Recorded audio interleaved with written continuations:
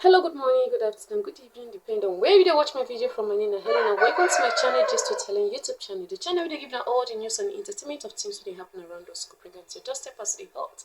Well, the gist to bring confidence today about another Nigerian lady wey comot come dey expose wetin most women they faced in the hand of most of these our professional, most of these our politicians in.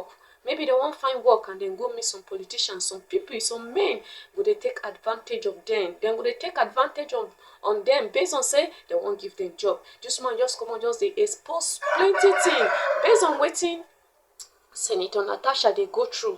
Based on say Senator Natasha come out can expose doing a Pablo and people they talk say may she bring evidence. She don't come out just they talk her experience of waiting she don't face in the hands of men based on say she they try to do her work. Well, make not talk plenty more can watch the video by herself and more can hear waiting she talk by herself. Thank you.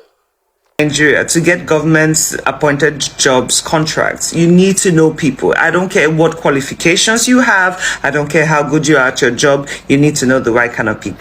Now, I used to have a company before which did supply jobs. I and my friend, we owned this brand and we were really trying very hard to make a name for ourselves.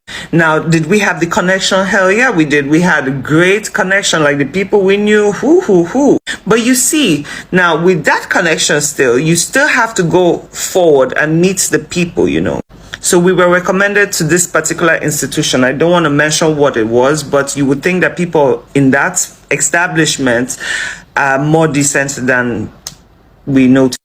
Now, we were recommended to go to this particular guy, We spoke to him about our project and what we plan to do. So basically, it was to paint the whole establishment, which was a lot, and buy computers and furniture for the place, which I don't even want to say how much money would have made from that. We got to the understanding that, listen, he says he wants 20% of the deal. And we're like, you know what? It's a huge contract. So no problem, let's do it. And mind you, we'll still have to sort out the person who referred us there. But after everything was established, this man had the audacity to stand up and tap my ass because he says, now that's the second part of the project. And we're like, excuse me, sir, I don't understand. You're already taking 20% from us. Like, this is not going to happen. And he's like, listen, honey, like, if you ain't doing it, somebody else is doing it. And to top it off, he didn't just want one of us. He wanted both of us. So tell me in that situation what a woman was supposed to do. And mind you, it wasn't even a time where you could say, oh, let me film, because guess what? As soon as you walked into the building, you were asked to leave your phones at the entrance. So you couldn't even tape it. So apart from the foul memory you get from that experience, how else are you supposed to give proof? Unfortunately, yes, in the world, there are a lot of women who do come out and lay false accusations on people, but those percentages are very little.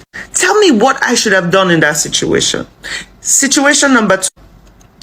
I was also in real estate at one point, before I built my studio. I wanted to have more funds. So I'm like, let me go into this business.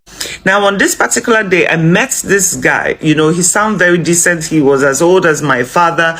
He's like, listen, I have a big name. He actually did have a very big name in the real estate business in Lagos. And he's like, listen, if you can help me with my properties, you can put them on the market and you get a commission, blah, blah, blah. So as time went on, we discussed about it. And he said, listen, let's have an official meeting in my office. So I went to the location, dressed properly. I had my jacket on, long pants, everything covered, because I don't want to. I've been in situations like this too many times that I just want to avoid any drama. So decent is. Now, on getting there, within the first 5 minutes of the conversation, this guy already strayed away from business. He started asking me a lot of personal questions. Are you in a relationship? And in my head, I'm like, why are we talking about me being in a relationship? He goes ahead asking a lot of very deep personal questions. And I already knew from that moment, listen, first of all, I won't, even if I get the job from you right now, I won't be able to work with you because your mind is already far gone. And what makes me even more angry is like men in Nigeria forget about how much money they can profit off your back and focus on something so unimportant that it really baffles me.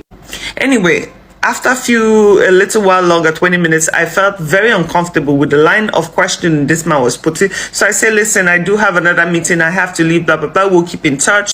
This guy stands up and attempts to hug me, which, bro, you don't know me that well, so you shouldn't even be that close. So what I would normally do out of being uncomfortable is do a side hug. No, this mother effer turned around and planted one on my mouth. Like he had the audacity to kiss me and then shoved me into the wall.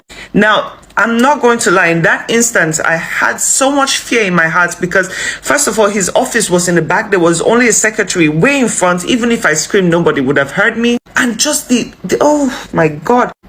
See, I tried to push this man off. I tried very, very hard. Finally, eventually, I did get him off me, and he just kept talking about how beautiful I was and how he just needed to have some.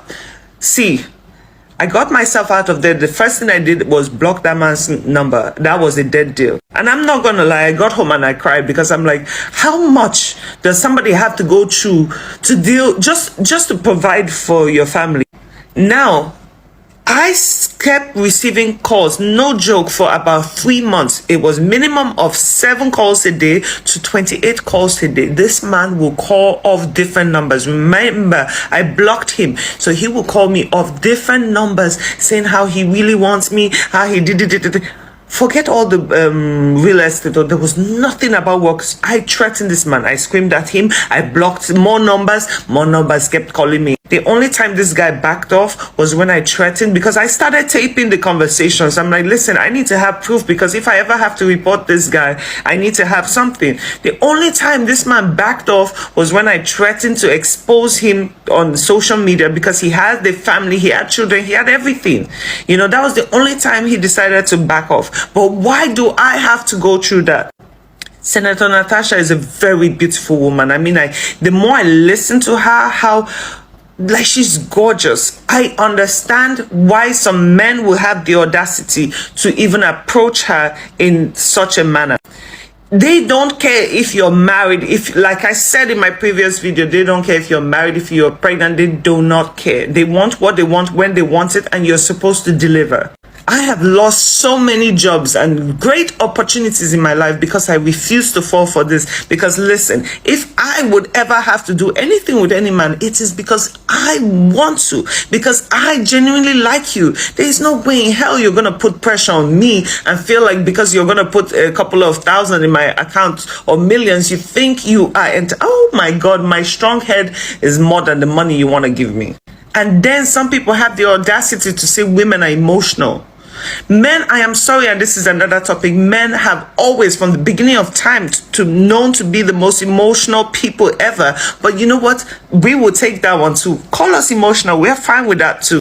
Some men would even justify in my comments, but even men are being harassed and everything. Yes, they are. Just like my other video, I said men are narcissists. Oh, but women too. Yes, they are. But we're talking about percentage right now. If a woman taps a man's ass, you have the chance to report it. You have the opportunity to do that. But because you guys have made yourselves heroes, you don't want to embarrass yourself by saying anything. And this is where I say the shame comes in. A lot of people say, oh, if a woman was raped, why didn't she report? Because somehow society will make you feel ashamed of being the victim.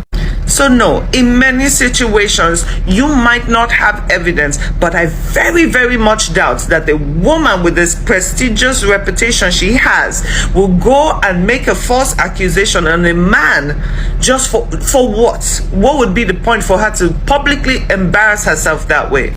But you see the way God works? Sometimes you might need to fall before you rise. Because I'm telling you, this woman has become a movement. If she decides tomorrow to be president, I will vote for her. Because sometimes you have to fall to rise, and this is a perfect example of that. God will never let a good woman fall or a good man fall. This woman she has done things for her community. People genuinely just love her because of the actions she has taken. How many people now can tell me in between our politicians that can come out with their full chest and walk through a crowd of people? My dear, she could.